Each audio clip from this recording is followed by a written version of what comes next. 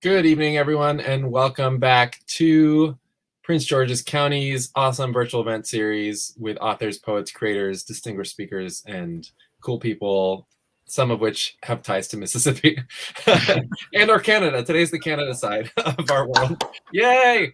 So my name is Nick Brown. I'm the Chief Operating Officer for Communication and Outreach at the County Memorial Library System. I use he, him pronouns, and we're here with my colleague Kyla Hannington from the Office of Human Rights, who you all are familiar with. And I'm so thrilled on behalf of both agencies to be introducing our wonderful featured guest this evening, Jess, John Elizabeth Stintzi, who is our wonderful creator joining us tonight and does many different things. Welcome, Jess. Thanks for being with us. Thank you. So just a bit about Jess's bio. Jess is a non-binary and trans novelist, poet, visual artist, and teacher, born and raised on a cattle farm in northwestern Ontario, which probably could be its own subject for an event. Their work has received support from the Canada Council for the Arts, the Watermill Centre, and has been awarded the RBC Bronwyn Wallace Award for Emerging Writers from the Writers' Trust of Canada. And they were the inaugural, I'm going to pronounce this incorrectly, I'm sure, Satter New Works Award from $2 Radio. Jess was also awarded the Malahat Review's Long Poem Prize in 2019, and their novel Vanishing Monuments was shortlisted for the Amazon Canada First Novel Award. Pretty awesome. And June Bat was shortlisted for the Raymond Souster. Wow, you're getting me on all these award names. Yeah, anyone who has an award named after him has a weird name, unfortunately. Yeah.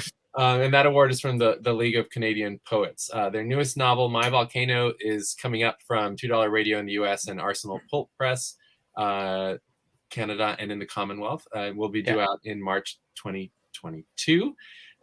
Jess has published in all kinds of different publications, and they currently live with their wife as well as a dog named Grendel, who I believe is in the room there somewhere. He's in the other room because he would just be all over me and crying while I did this. So. And Jess also teaches writing at the Kansas City Art Institute and is a studio resident at Charlotte Street. And just very importantly, I'm going to do the plugs frequently. Support authors and creators by purchasing their books and or borrowing them from your local library. By borrowing it from the library, that means circulation goes up, which means we buy more copies, and libraries have to pay a lot more than you do on your favorite local indie place. So borrowing from the library is an equally wonderful way to support authors, but you can purchase a copy of Jess's books through Loyalty Bookstores, which is our partner, Black, queer, woman-owned indie here in Maryland. And I'll be sharing links throughout the program as we go. So I'm going to shift for a little while to give Kyla a moment to intervene and get us going on the interview. And tonight is going to be a really wonderful chat. So join us in the comments wherever you're watching from. We're live on Twitter, Facebook, and YouTube, and we would love to hear from you as we go. Awesome. Thank you so much, Nick. And Jess, thank you so much for being with us. I've been looking forward to this for many months now. So thank you so much. Yeah. No, I'm glad to be here. Also, I know that we're virtual. Can you hear the stupid heater going on? No, or you're good. Okay. You're good. Okay. Yeah. As long as nobody else can hear, it's fine. It's very loud for me. No, you're fine. Yeah, okay. But so can you tell us a little bit about your work? I was hoping you could start us off just by telling us introducing us to your work. Yeah. I mean, I do a lot of different kinds of work. I hate to be pigeonholed by anything, but primarily a fiction writer and a poet. Though I also do a lot of like visual art sort of stuff too, which is a whole other conversation. But in 2020, I published my first two books, full-length books, which was Vanishing Monuments and June Bat, which I'll read brief excerpts of briefly. Unfortunately, those were both published in like April and May of 2020. So, that's been sort of my last few years has been, doing a lot of virtual stuff. So, it was, whatever. That's something that I've had to deal with. But, thankfully I write enough that I've got another book coming out in March of next year, My Volcano, a very different, a very strange book that I'm really looking forward to seeing what people think of. But yeah, I mean, my work is a lot about identity and memory and violence and a lot of like depression and stuff like that, like, you know, heavy sort of stuff. But I don't know, I'm really interested also in like a little bit more playful and strange things as well. I think nobody gives Vanishing Monuments credit for how strange it is. And my Volcano is the strangest book you'll ever read, I hope. All right, I'm excited. Yeah. I mean, I will say this. I mean, I really want to hear you read, but I do want to say something just off of what you said about what you looking at your work. And I have to say that it really reminded me, Vanishing Monuments reminded me of Lydia Davis's The End of the Story. Did you read that? Man Booker Prize winner. So you're being compared to I'm aware of it, but I don't know if I've read that one. It's just this kind of really dreamy, sort of surreal quality to it that I felt I like connected with as I was reading this. I was like, it just brings you. It's such an immersive experience reading this. So, but please, would you like to read a little bit for us? Yeah. I'll read a little bit. I'll read a poem from June Bat first, and then I'll read from Vanishing Monuments, because I feel like we're going to talk more about Vanishing Monuments, but it's nice to start with a poem. So this is just the first poem from June Bat. It's called Origami. As summer inches onwards and my life empties out, I apply for one more job, delete my OkCupid profile, and begin folding butterflies out of colored commie paper. The asylum of the blank room, the idleness of sitting on a borrowed chair at a plastic folding table, watching videos on YouTube of people I don't know playing video games I'll never play. I'm sitting here, headphoned and dead-faced, turning squares into abstract insects and taping them to the walls. The articulating fan shakes her head at me, but she cannot know how hard it is to be alive, sweating and losing every cent you never earned. I learn another style of butterfly to fold, with rounder wings, and watch the walls swarm out in color, while on my computer the avatars of strangers hijack cars in Grand Theft Auto. While a video buffers, I delete Tinder for the third time this month and realize I may be an isolated god. I fold beasts into my unstable image, butterflies, pigeons, bats, and remember the few weeks in high school I spent folding even tinier cranes out of the carefully cut corners of sticky notes and ruled paper. The last crane was so small I had to use tweezers, and once it was finished, I held it on the continent of my fingertip before class. I stared at it, breathed, and the crane disappeared. The big lesson I didn't learn that day was breathing is bad for you, and I paid for that one. I'm not sure I can fold my life any smaller than this. And now I will just read a brief excerpt from early on in Vanishing Monuments. And this is from the first sort of full chapter where we're introduced to this idea of the memory palace. So this is the first section of that.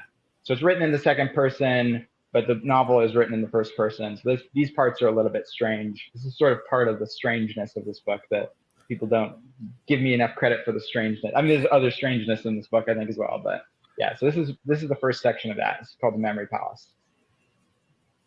You close your eyes and turn around, and there it stands. 2 stories tall, board and batten siding, painted white too many years ago, your memory palace. The concrete walkway with weeds growing through the cracks from so many winter thaws snakes up to the gray-blue door. A big portrait window stares out from the first floor, from the living room. 2 small windows glare down at you from the floor above. Sometimes when you turn around to face the palace, you're outside the old picket fence where the metal mailbox hangs, but most of the time the fence is not there. And you can walk right up to the front door without opening a gate you never really knew closed. So you can go up to the single step onto the landing, open the door, and go up the half step inside. The rest of the street, the rest of the city, the world, is not here. You have to approach the palace excised from its context, alone as a house has never been, without distractions, without other places to go instead. This is the only place there is. There's only weather if you choose to have it, but there is always wind. Sometimes blowing you toward the palace, sometimes blowing you away. The grass out front is long and wispy, moving with the wind like tendrils, like a pit of snakes. When you approach the palace, you do not step off the concrete path, and on the path, you try to avoid every single crack. You fail. Inside the palace, should you make it there, is everything in your life that you need to remember. Thank you. Thank you. Let me start by asking about this then, which is because I have these questions in here, and let the record show that I hear you don't get it, but you can't read this. But I do say, the second person, first person, the shifting points of view, and that was one of the questions is, can you tell us about this choice that you have with these two different viewpoints? Yeah. I mean, I think that at first, I think that readers will probably feel like it's second person. But to me, I think as the novel progresses, you start to realize that this is more Alani's internal monologue of like speaking to themselves. Because it is sort of a second person within the first person. And it's sort of like a reveal. You sort of, I think, as you go, realize that this is not exactly, because the second person has this idea of this sort of subjective, or the sort of like the reader as the you. But I think as you read the book, and I think part of it is that I want the reader to feel like the you, because I think we all kind of have these places and these sort of memories and this sort of like trouble with memory that I think this book is really about. Like, I think that's what it's sort of speaking to as well. But like, as you go, I think you realize more and more like, oh, I thought this was like some sort of like, experimental thing that this novel was doing, but more it is giving this sort of perspective of this almost like meditative act that Alani goes through in order to, interact with this memory palace specifically. So I think it's sort of, I like that it kind of like tricks people maybe, or like plays kind of both sides in a way. Like it changes the texture of the novel, but it doesn't actually like necessarily pull us out fully out of that first person as much as we may think that it is. Cool. To jump back to the poetry briefly, if that's okay. Yeah. There's something that for me just stood out as there's different layers of existence within the poems, and then each layer has a slightly different temporality. And it's like this, I don't know, the thing that just came to mind was like the relationship of things in the solar system of like everything's orbiting in a different speed with different intentions, and then there's these like weird things that exist that kind of push and pull in that. Was that intentional, or did that just kind of come up when you were thinking about the topics that you were exploring in that poem? I think that's something that I'm really, I mean, if you like that kind of shit, my Volcano is your jam. There's some weird time stuff that goes on in there, but no, I think that just goes down to like a sort of, way that I feel like, I believe that we sort of move through the world, especially in sort of the modern world. I mean, in terms of, us all moving these sort of different paces, and I don't know, that feels very like visceral to how like, I live my life at a certain pace and things happen in a certain pace. And I don't try to say like, oh, it should be the same for you. Like there's this, and I think that, in terms of like the virtual spaces and like all these sort of different like temporal spaces within the poems, I think that's all just like very much just like philosophically how I feel like we move through the world. I mean, I think that Vanishing Monuments has the same sort of like thing going on where it's sort of we're going forward and back, and we're kind of getting dragged and pushed forward at the same time. Like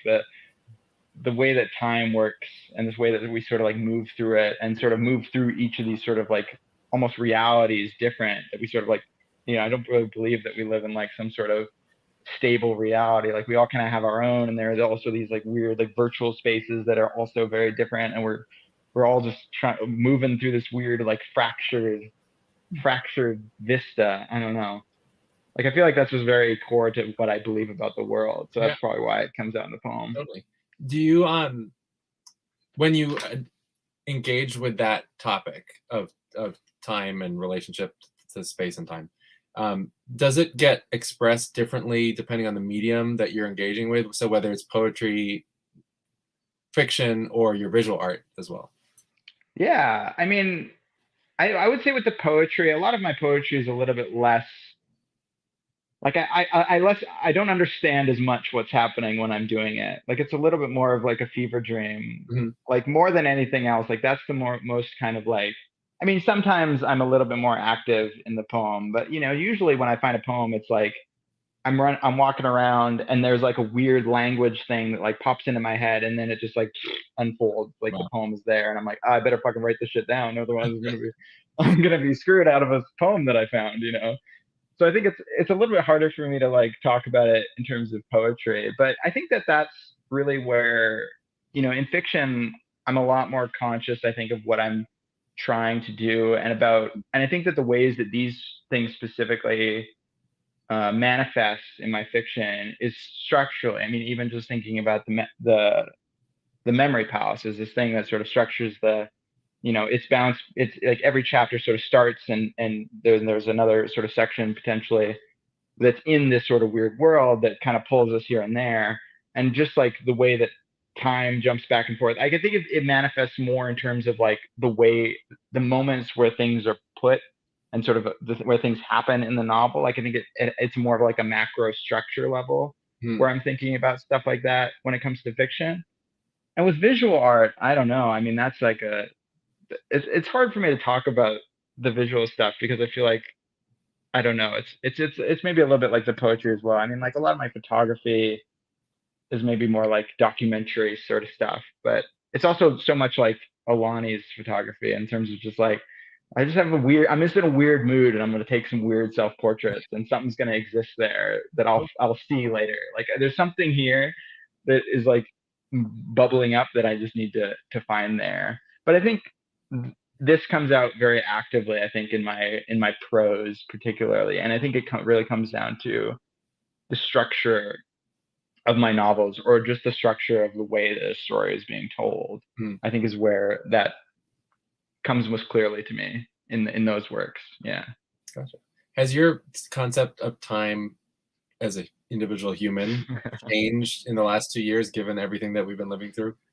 Oh, yeah. I mean, I think everyone's has. I mean, it seems just unfathomable that, you know, my book has been out it'll be out 2 years by the time my next one's out. And it feels like it hasn't been out a month. I don't know. And also it feels like it's been out forever. I don't know. So you know, you lack these sort of like events to kind of like mark time by. And I think like a lot of what I like about Vanishing Monuments is like, oh, there are all these events that I can like track their life on. And I feel like that's almost like, I wish that my life looked more like that in some ways. It's just like, it'd be nice to be a little bit more, you know, have these sort of like moments where you can be like, okay, that's the changing point. But I think that's unfortunately, in terms of translating reality into fiction, some things are easier to do in fiction than they are to sort of have in life. And some things in life you cannot have that boring of a life in fiction and sell a book necessarily. But I don't know. It's, you know, a compromise always. But yeah, it definitely has affected the way that I feel time, whatever that is. I don't know. Like, especially because like so much of life is now like virtually, and like the real life, you know, I don't know. It's changing a little bit now. Maybe that I'm like teaching in person again, like as complicated as that feels. But I feel a little bit more like I'm existing in a world. Like I have to put on pants, and that's probably a big. That's a big change. Yeah, that's how I figured out that, like, you know, time has passed. Is like you put on some khakis, suddenly like, oh, time is real again. Oh, yeah. I don't know. Yeah. I'm a big I have to dress a bit more formal than some of my colleagues at work, and I was like, I had not teleworked before the start of the pandemic, and I was home. And then the second we could go back, I was back, and I was like putting my tie on. I was like, I need something to separate this. It's like my home existence being crazy. Oh, exactly. Not right. Yeah. I mean, I'd also been working remotely kind of before this, so I sort of, I think, had some sense of just like living in my house. But it felt different when I wasn't allowed to leave, or I didn't feel like I could leave. That was definitely changed the way that time worked, I think, as well. So I look at this, you know, you have the the Memory Palace, and there's a line. So the Memory Palace, well, I guess you should tell people rather than I should about what the Memory Palace is. But we see the Memory Palace, and we see the main character going back to Winnipeg and going back home to this like structure, the structure of a house. And there's a quote in the book where it's written, "Everyone's childhood home is haunted and everyone goes back." And I thought, I mean, this to me, I mean, as I was reading this, like I was thinking about, man, I was right in Sycamus, BC. Like I was right, which is, by the way, where I grew up, everybody. And I mean, I could picture this home. I mean, you know, I got off a train in Winnipeg once. That's my experience in Winnipeg. But just having read this, like as a reader, being brought back to my own childhood home and the parental images and experiences and this way that memory played, like there was a scene where the mom's coming down the stairs at like different ages, or the different ages of the main character. I mean, it's just a incredible writing. First of all, I thought it was just a brilliant book, but I also thought there was such a universality to that, and this idea of home as the place where, like the home, like a structure in which we are like forever sort of housed. And I was wondering, can you talk about that? Yeah, no, I mean, I'm so glad that you had such a, I mean, that's what I sort of hope is, I mean, I think I don't know, I'm just very heartened that you had that experience with the novel where it made you feel like, you know, as particularly as I talk about Winnipeg, I love that people are still able to sort of, and I think that maybe helps as well, like the very specificity and the sort of precision with which I tried to like make that place real, maybe almost weirdly makes it easier for you to place that wherever you know home is for you. Right. But yeah, I mean, I think that was definitely one of the truths that I felt like this novel was really kind of working on. Like that sentence is probably like the thesis statement for that whole thematic concern of the book. You know, it's like everyone, I mean, I was really interested in memory in this book. I mean, that's what pretty much the whole thing's about. I mean, it's called Vanishing Monuments as sort of like a collective memory thing. Like it talks about memory in sort of all these different kind of layers and sort of like social and personal.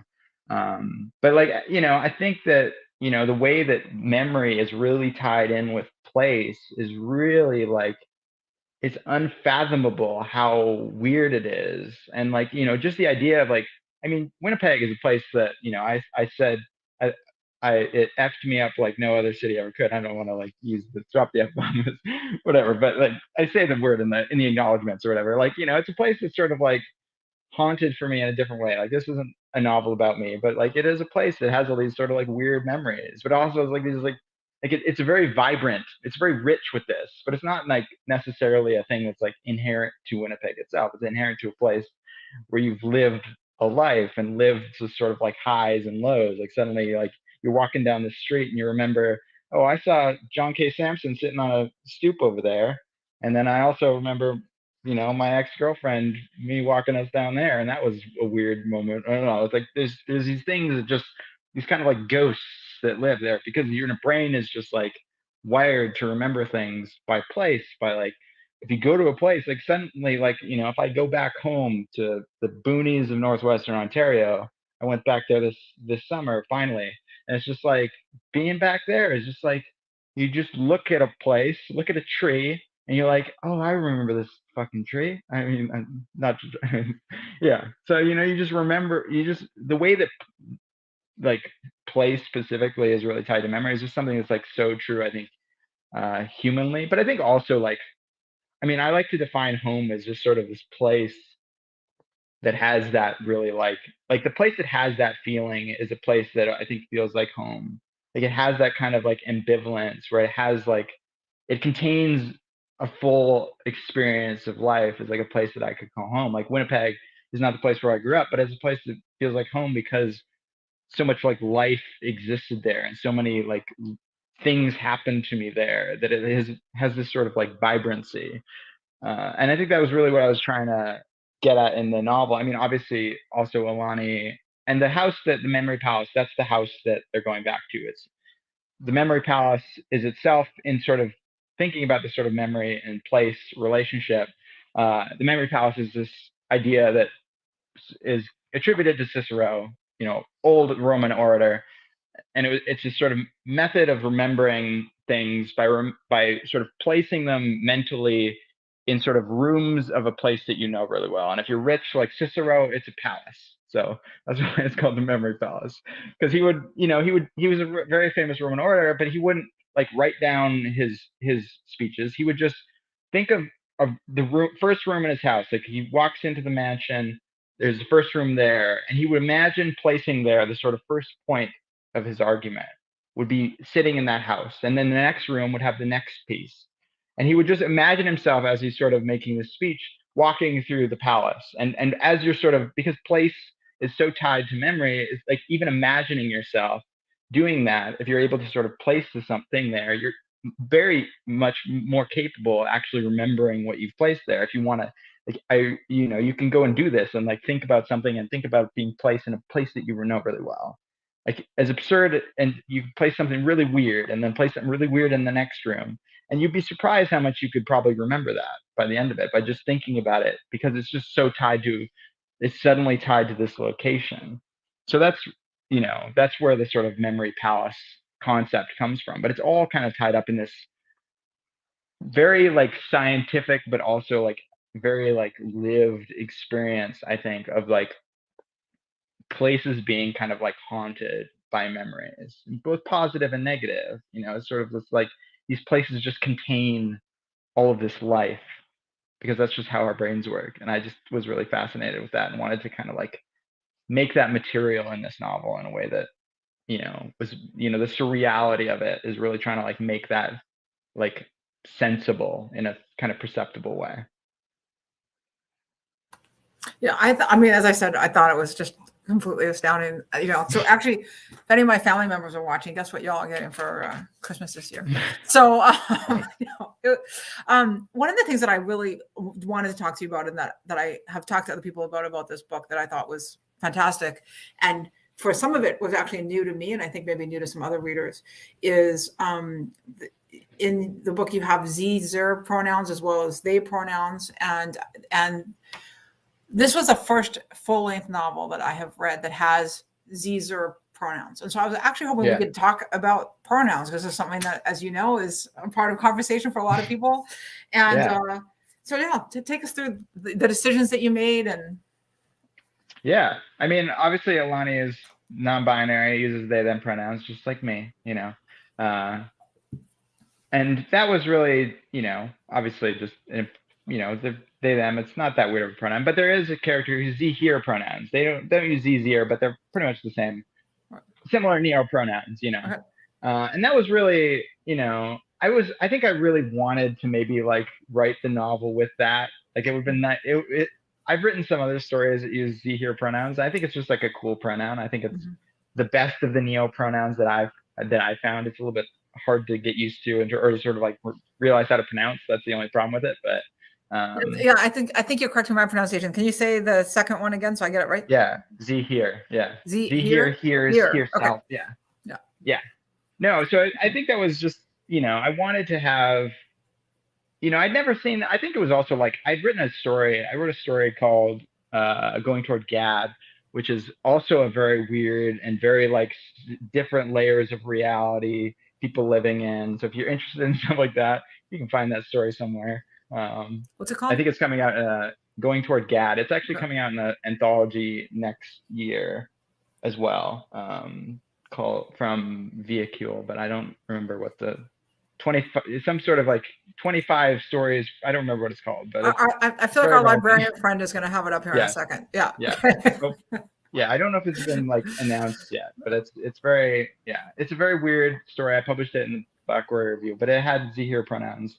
That was sort of my first experience, because I just was like, I want to write a story that has a pronoun that I don't know, because I wanted to just get used to it and see what it was like. And it was really cool. I mean, it was really interesting. And for Vanishing Monuments, as I was sort of getting near the end of the novel in terms of my revisions, like I knew that it needed some more like characters in it. And so I made up this character S who uses ze, here pronouns. And it was partially, I think, that I just wanted that to exist in a novel in a way that I hadn't seen a ze, here pronoun in a novel, and I wanted it to be so kind of nonchalant, like, in terms of like, this is a story by a non-binary person, in terms of like Alani, so it's not a big deal even in the novel. And I wanted to sort of, I don't know, I think having that in there and having it not be a big deal was just sort of, I don't know, just trying to like normalize things a little bit. Cause I think it's just like, I think it's a thing nobody thinks about, but it exists, and I think it's interesting, and it's a beautiful pronoun as well. Like I've always been like, if the world was better, I would be allowed to use the he pronouns. I don't know. I really grew accustomed. I really grew a lot of affection for it from writing it in those pieces. Yeah.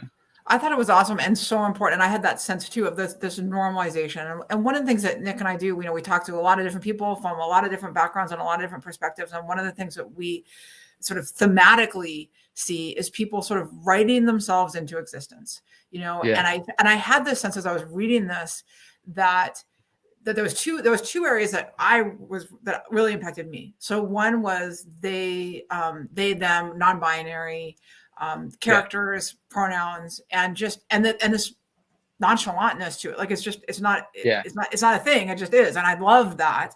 And the other part was to do with mental health and to do with depression and suicidal ideation and medication and challenges with medication and all of these things that are very normal that many people experience. And that's also mentioned throughout the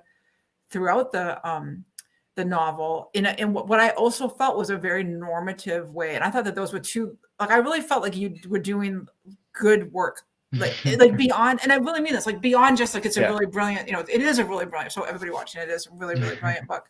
And you should go buy it right now. But also, but it's good work because you are bringing, I think you're bringing important, I want to keep saying normative. Like you're writing something. It's just like bringing important. A reality that people don't think about into, it's like, this isn't weird for me to write a, I mean, it was, in terms of, the process of writing the book. Like I wasn't non-binary when I started the book, and I was non-binary by the end of it. So I mean, like that's also something we can talk about. But yeah, I mean, I think that I really want.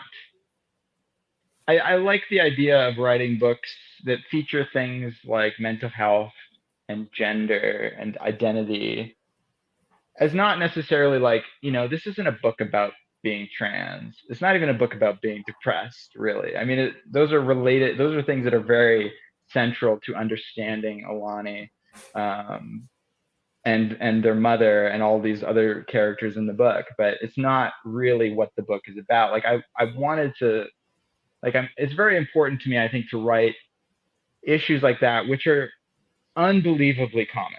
I mean, not an issue, but like, trans people are quite common, especially like I teach at an art school, but like, especially like the kids nowadays. I mean, there's so many people that are using they, them pronouns, just, and it's not weird. Like, it's just like, it's so normal that like people just need to like treat it with the normalcy that it is. And the same with, mental health issues. Like the idea that somehow, like if you're writing a book about depression, it's like, oh, this is some like strange new thing. It's like, what, 30-50% of people have depression? It's like, this is not a strange, this shouldn't be like some sort of like weird thing. Like this is a normal experience of life.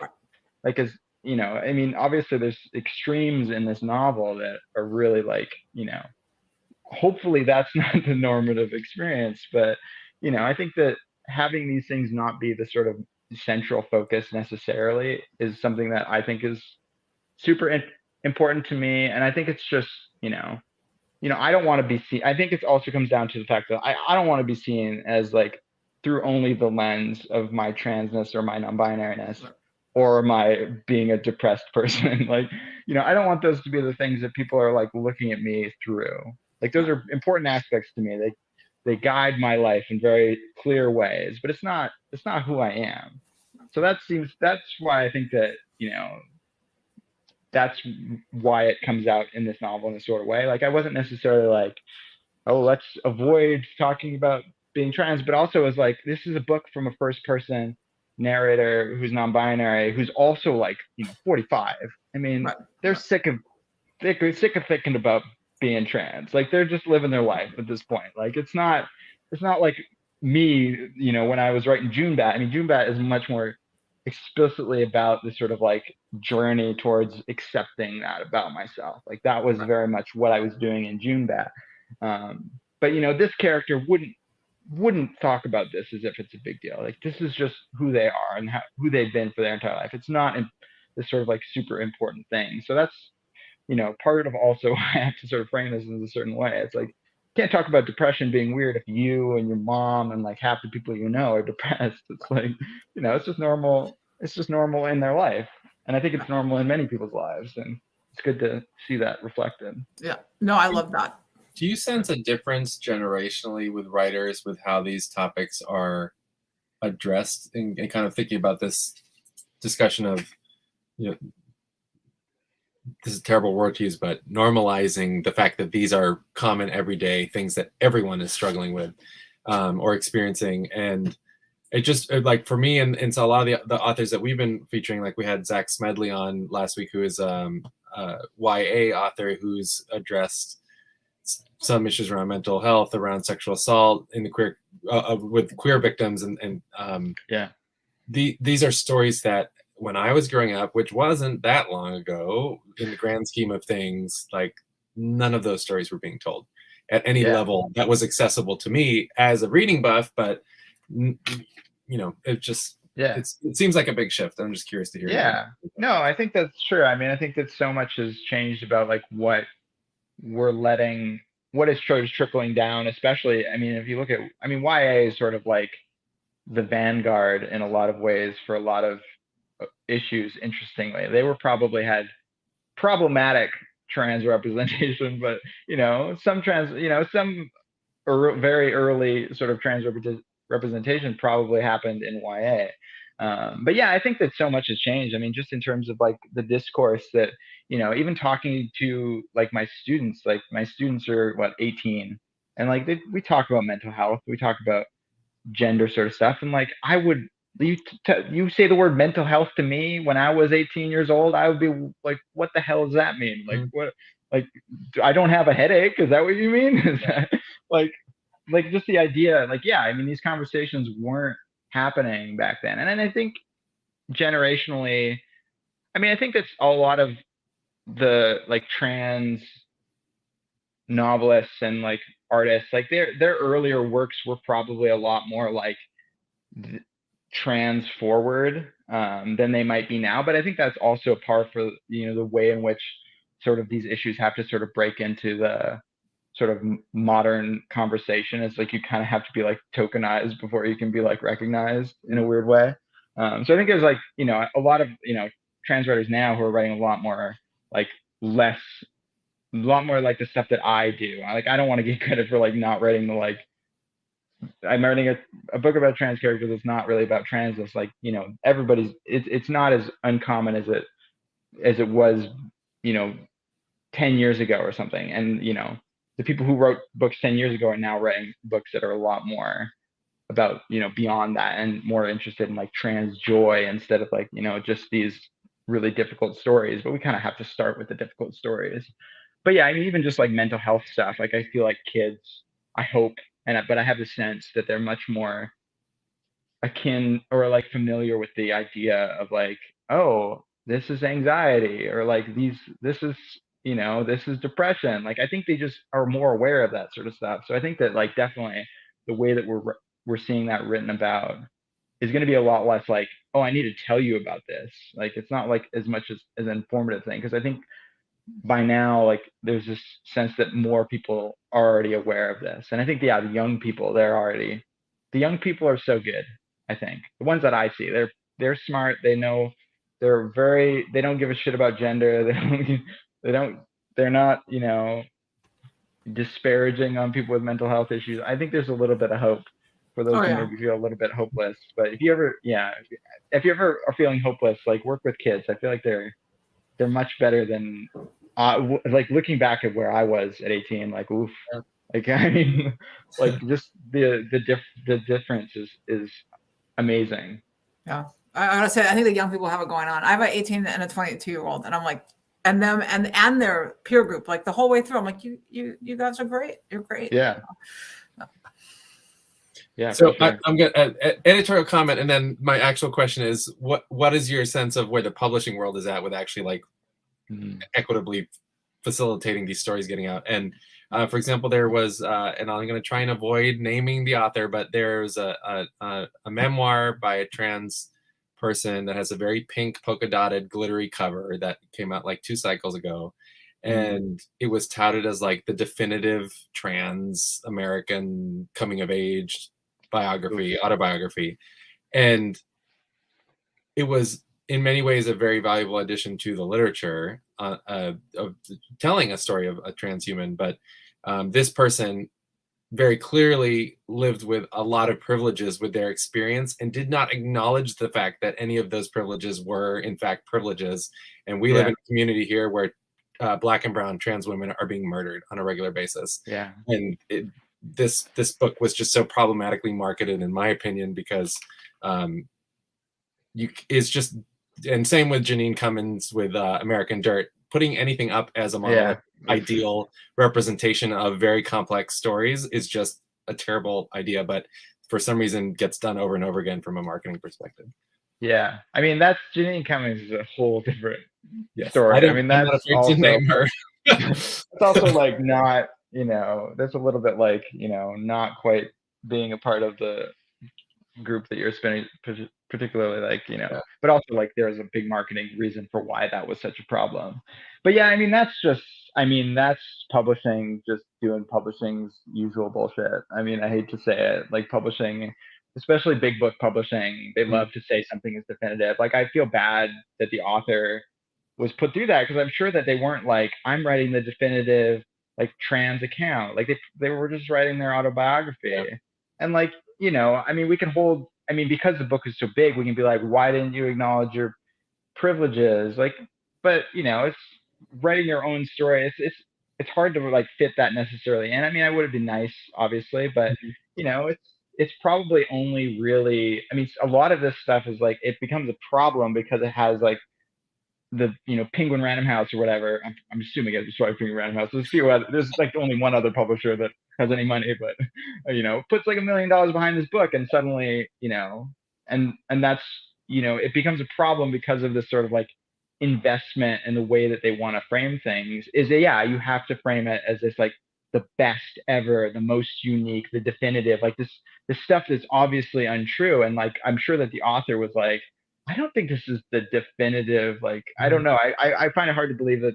I weirdly don't actually know what book you're talking about, but I find it interesting. I feel like probably the author didn't have much control over that, but it's very much publishing doing its usual thing of like trying to pretend like this one story is really unbiased, or really like, it's really like, oh, this is all encompassing, you know, this is like the story of being trans. I don't know. And I think, I mean, with memoirs and stuff, is, I think I don't know that much about nonfiction, or I don't follow as much on nonfiction, which is probably maybe why I missed this. But I think that maybe is framed even weirdly in different ways, and also is marketed much more aggressively because it actually can make money when fiction really doesn't.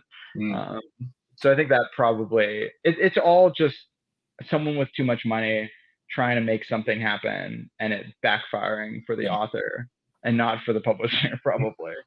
You know, I don't know. Gotcha. Do you find your publishers have been supportive and give you the space to bring the projects forward that you're really keen to bring forward? Yeah, I mean, Arsenal Pulp Press. I mean, what I love about them and what I love about my landing there was, you know, I'm one of 10 trans books they're publishing a year. Like, I'm not some like exception. Like, that's also part of the problem with some of these bigger deals with these bigger publishers, is like, oh, this is our like one trans book, or like one of our like 3 trans books, so we have to like really put our money in it, so we like look good that we're doing all this like representation, instead of just like spending that money to publish like 50 other trans people, and like especially like trans people of color, and you know, indigenous trans people, and all these like other people that never get these book deals. Like, it's always just a white person. So, you know, I love, you know, my publishers. I mean, Arsenal specifically, and $2 Radio has been great so far. I mean, we've only been working with them for the last like year, but you know, Arsenal is one of the best queer publishers they're a small press, but they're very mighty in their reputation. Like they win half the Lambda Awards every year, it seems like. They publish all of Casey Platt's books recently, and all of those have been Giller longlisted or won this or that. All of those sorts of things. So it's very, I feel very much not exceptional in a nice way at Arsenal, which I really appreciate. Like I don't feel like I'm this sort of like odd duck in a way that I appreciate. Like I just like that, if someone, especially if someone is really into like queer books, like they already know to look there. Like this, it just is a very good catalog that I feel very happy to be a part of. Yeah. Awesome. Well, can we talk a little bit? I'd love to hear about your journey, because you said earlier that you were not non-binary when you started Vanishing Monuments, and when you finished it, you were. So can you tell us about that? Yeah. I mean, I started it also like in like 2014. So I mean, like it took me, 5 or 6 years to finish the book. And, some of that was, earlier than others. I mean, and in looking back, like there were these, like I was sort of like calling myself like gender queer or whatever when I was like, at the end of undergrad, which is when I started this sort of story that I thought was going to be a story and turned into a novel that turned into Vanishing Monuments. But yeah, I mean, it was something that like early on was really like the story I wanted to write was centered around this monument. The monument against fascism. Once you read the book, you'll figure out what that is, or just Google it. But that was sort of the central idea, and I wanted to sort of think about memory and identity and the instability of memory and the instability of identity, and how those sort of like coincide. Like they're very linked, but they're also both really like, how does that work? Like, what does that look like? And so I was just sort of like aesthetically interested in the idea of this like gender fluid person being the sort of main character. But like, this person has a very sort of fundamental part of themselves that's not stable, which is their gender. And as I was writing it, I had to obviously like do a bunch of reading to make sure I wasn't like doing a bad thing. Cause like at that point I was like, I'm not really, this isn't who I am. So I have to like do the work, I'm going to like, I got into like Against Me. I read a lot of, Casey Platt. I read Tori Peters, all these like, amazing, Ivan Coyote, like all these amazing trans writers. And, I was just, trying to familiarize myself more with like, this thing that I was trying to like kind of participate in. And, obviously the more I read and the more I worked on the novel, the distance between Alani and myself grew, thinner and thinner. Like I found myself, as I was sort of stripping away the really kind of like, there were a lot of like weird ways that I was writing it early on that I just had to like that's not how it works. That's not what a gender fluid person would be like. There's a lot of just like humanizing that I had to learn kind of how to humanize Alani. And as I did, I sort of was like,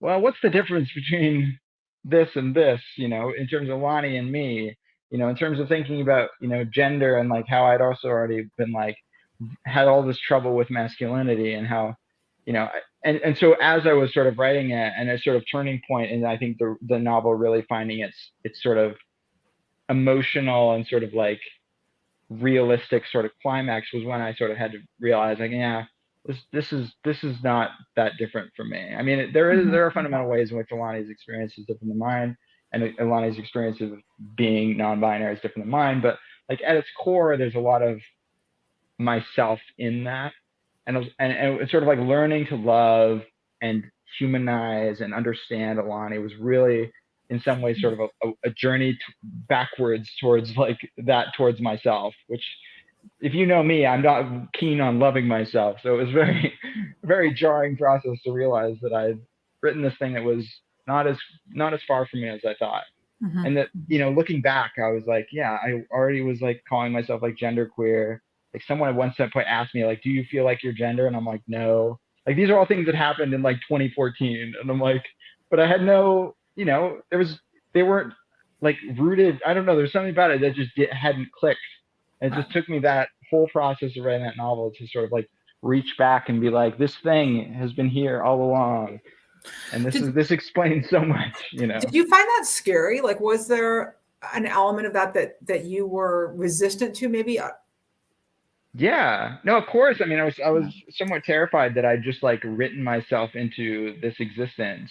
Like I was like, oh, it's like because I'm just like, am I just like method acting where like suddenly now I'm non-binary because I'm writing this book about a non-binary character? But then, I'm like, but the thing that I was going into grad school to do was to write this book about masculinity and like growing up on a farm, and like I'd called myself genderqueer before I'd even started this novel, and there was like all these like little sort of breadcrumbs where I was like, no, I don't think that's, I think this is just me. And I just have to come to grips with that. And that was, not necessarily a like painless experience. It's, seeing yourself is a very like, it's like coming out of Plato's cave, it's like the lights are bright. It takes you a while before you can like look at the sun and sort of see the truth. But yeah, I think it was definitely scary at some point, and very much I was trying, you'll try anything to rationalize seeing yourself, I think. And that's sort of but it didn't take me long to realize that that was just my brain trying to make my pathway seem easier than it was. Yeah. So I keep meaning to tell everybody watching that if you have any questions for Jess, please type them in the chat on Facebook, YouTube, or Twitter. And I keep forgetting because I keep hogging all the questions. So I apologize, but now's your chance. So please give us any questions that you have. We'll make sure that we ask them. And Nick, do you have a question? I've been being a question hog. Yeah. So the inclusion of the character with dementia and thinking about the dementia specifically. Yeah.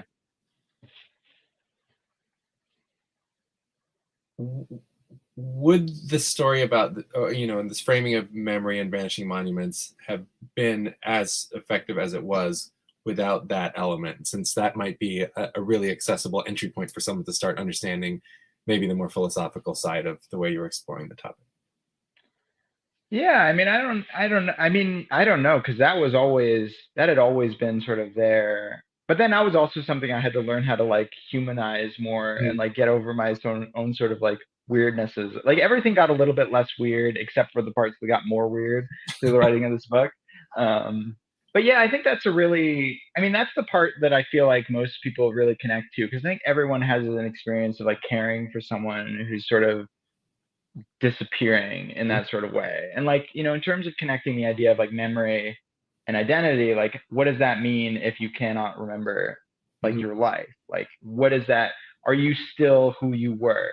And a lot of that was just like, me working through my own sort of like feelings about like my grandfather who had, passed away, I think maybe even like 2014 or 2015. I don't even remember the year, but like, the last few years of his life where he didn't have dementia, but he did have some very clear like memory problems, and sort of would occasionally like be in a different place memory wise. And it was just really difficult to sort of watch someone who you sort of knew your entire life as this sort of person who lived next to you, big personality, always like working till he was 86 or whatever, like working on the farm till he was falling asleep at the wheel, basically, which was when he had to stop. But it was like person that you knew so sort of functionally, like suddenly like all of these things that we sort of think of as a sort of baseline human is being sort of stripped away by age and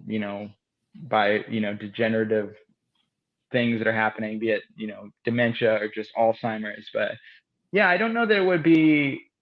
I think that is a very clear thing that I think also like existentially, like so many people are kind of at. I mean, I feel very terrified of the idea, and I think that a lot of people do, and a lot of people also have experiences of seeing people going down that sort of like road. So I think that's definitely, I think, an entry point for a lot of readers. And I think it's also like really difficult for a lot of readers who have gone through stuff like that, because it is really difficult to see like the idea of like, one of the things the novel is also about is like, related to that is the idea of like social death. Like when does this sort of identity die? And like Alani even like having to come to grips with the fact that like the version of themselves that lived in their mother is gone. Like even like that kind of grieving for these weird kind of alternate reality versions of ourselves and versions of other people that live through these spaces. So I don't know. It was definitely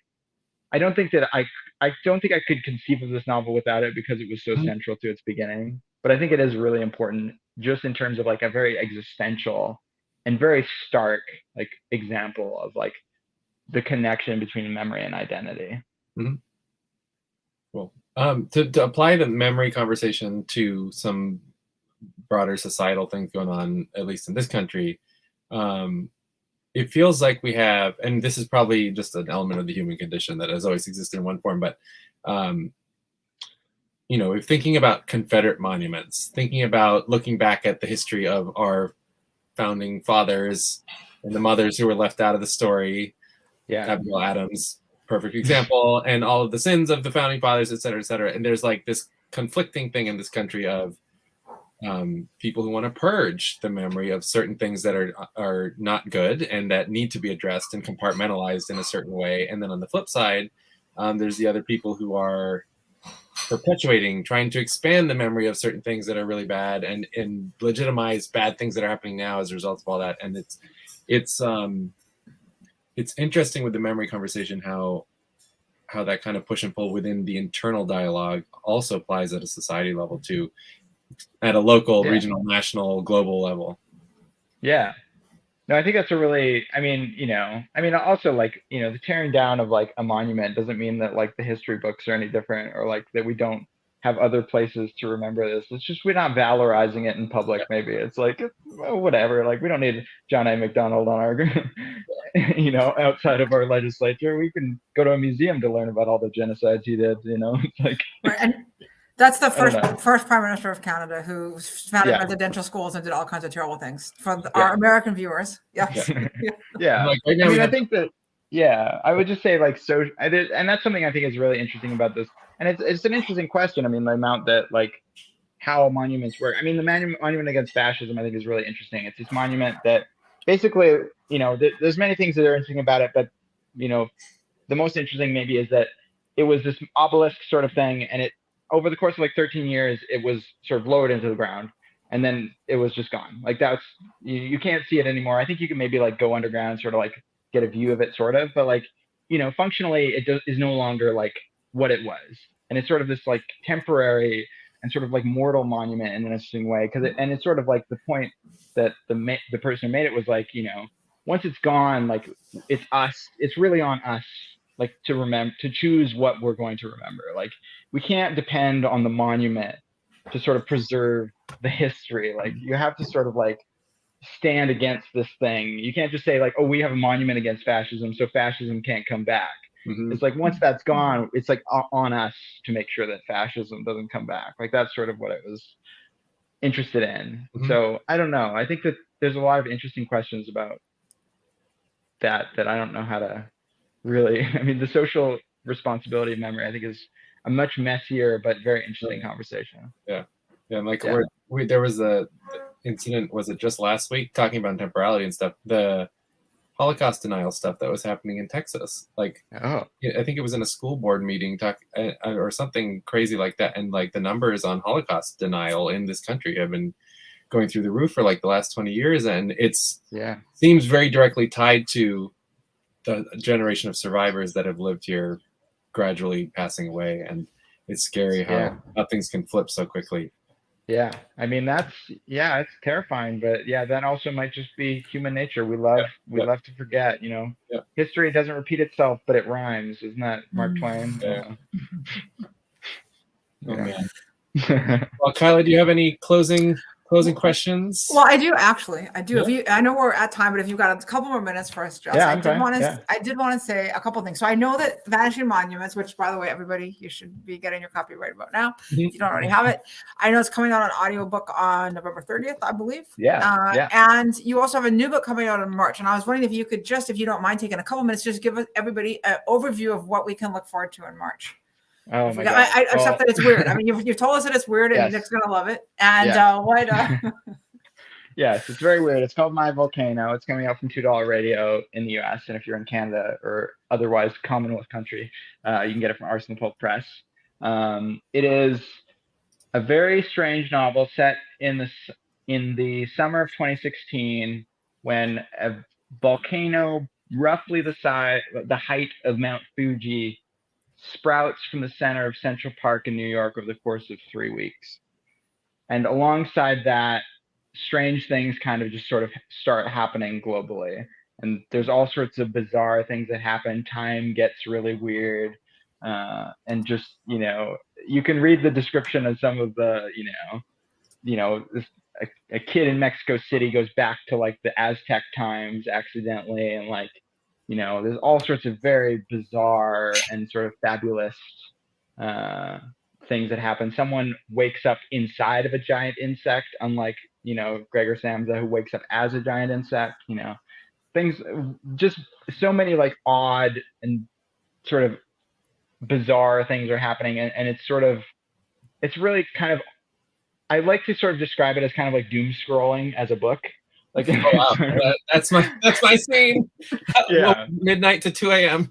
Yeah, like it's just, I think it has a sort of dread to it, but it's also really imaginative, and it was weirdly a really fun book to write, as much as it is also like a really like frustrated and angry book, kind of just about what it feels like. It just was my attempt to sort of write a book about like what it feels like to live right now, and like to be alive, and like all the stuff that we've been talking about, all this sort of like upheavals and sort of social challenges that we're dealing with, and like what it feels like to just like live with all this stuff like showing up like every single day on our feeds and stuff. Even though it's not really about that, I think that was the feeling that I was going for. But it's just a very, very wild, very weird. So if you like just weird eco horror, strange, just anything, sort of mystery novels, like it feels kind of like a mystery. Like I hope that it feels sort of gnomic in a kind of fascinating way. But we'll see what people think of it. But it's a ride. You won't regret it, hopefully. I'm excited about that. I'll be reading that one. Great. Cool. Well, this has been a delight. Thank you, Jess, for taking time out of your vacation to spend with us. And thank you, Kyla, for taking time out of your vacation to spend with us. My pleasure. This is really fascinating conversation, and I can't wait for your new book coming out in March. And again, encourage everyone to buy a copy of Jess's books, available through Loyalty Bookstores on their bookshop webpage, and available through the library as well. And we will have my Volcano too when that is coming out. And Jess, can you just remind everyone best way for folks to keep in touch with you? Yeah, I mean, you can find me at johnelizabethstintzi.com, or you can follow me on Twitter and Instagram, both at JEStintzi. You can also find me on Facebook. I don't update that as often, but if I get more followers, I'll have to. So you can go and follow me there. But yeah, that's the best way to keep in touch. Very cool. Well, for everyone here in Prince George's County, Office of Human Rights and the Memorial Library, thank you, Jess. Thank you all for tuning in. And if you're watching this on demand later on, which is super awesome, you too can buy a copy of Jess's book. So, wonderful to welcome you into our community here, Jess. And we'll look forward to seeing you again sometime soon. Yeah, hopefully. Thank you. Cool. Thank you. Good night, everyone. Good night.